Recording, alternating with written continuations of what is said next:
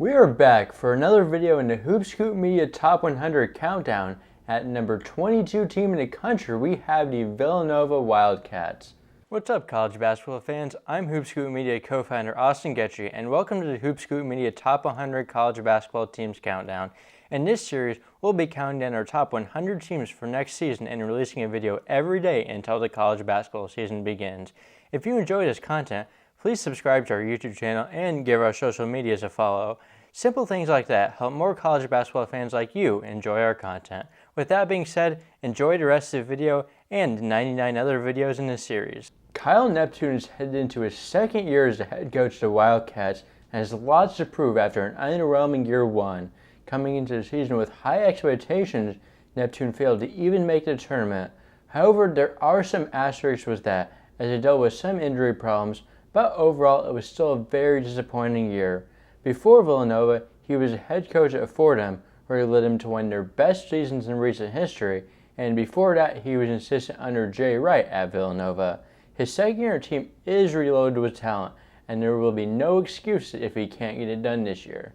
The Wildcats do lose some solid pieces, however. Highly touted freshman Cam Whitmore left for the NBA draft, where he was a first-round pick.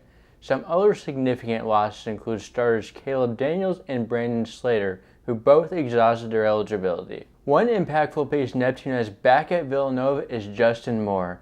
He has been a very solid player in his years with the Wildcats and will be fully healthy this year after getting a late start last year due to an Achilles injury in the NCAA tournament. Moore has the ability to score from the rim and from deep, and also showed a high level of passing ability last year. In his last year of eligibility, he'll look to take Villanova back to the NCAA tournament. Another high-level returner is Eric Dixon, an all-conference player last year. He's a very skilled offensive player, being able to stretch the floor and score inside to high efficiency. He's also a solid rebounder, and while not the best defensive big, brings lots of value to his team. To round out the starting lineup, Neptune hit the portal and found a handful of players who had already proven to play at the high level. One of them is Richmond transfer forward Tyler Burton. He is a consistent scorer, landing in double digits in every game this past season. Although Richmond wasn't a great team, he was also the primary option in their team the year before that won a game in the tournament. Burton has a lot of age to his team, and I think he's someone that could crack an All-Big East team and has the potential to be the Wildcats' best player.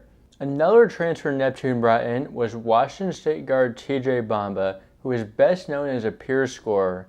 He was Washington State's leading scorer and has the ability to score from all three levels. He averaged over 19 points per game in his final 10 games and will be able to provide some big-time scoring in the Big East. Versatile wing transfer Keem Hart also committed to Villanova this offseason. He's a very efficient scorer at the rim and also has the ability to shoot from deep. Hart is also a good passer for his size, ranking second in Maryland in assists. Another player heading into his final year, he can help out the Wildcats in a variety of ways. One other return that could see a big role is point guard Mark Armstrong. He wasn't too consistent last year, but showed flashes and was on USA U19 team this summer and led them in points per game. The ultimate ceiling of his team may come down to how good Armstrong can be. The Wildcats also bring back some solid role players.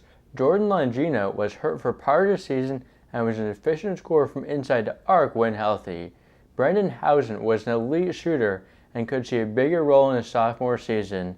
Chris Arcidiacono is a low-usage point guard who started most games last season. The final transfer Neptune brought in was Kentucky big man Lance Ware. He wasn't able to carve out a big role there, but should be a serviceable backup big and help out on defense. Forwards Trey Patterson and Nana Njoku also returned after not seeing too many minutes last season. Neptune only brought in one freshman, in Jordan Dumont. He played in the Canadian U19 team this summer and will be more of a developmental piece with Villanova. Overall, this Villanova team has a chance to be very good, and if Jay Wright was still the coach, this team could be a title contender.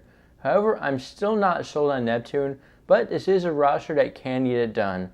One thing this team will have is excellent floor spacing, as 1 through 5 in their starting lineup can shoot it. I currently have the Wildcats sitting at 5th in the Big East, probably the best conference at the top in the country. Villanova fans, comment below your thoughts and where you personally have the Wildcats ranked this season. We will be back tomorrow for number 21 team in the country. Subscribe and turn on post notifications so you don't miss it.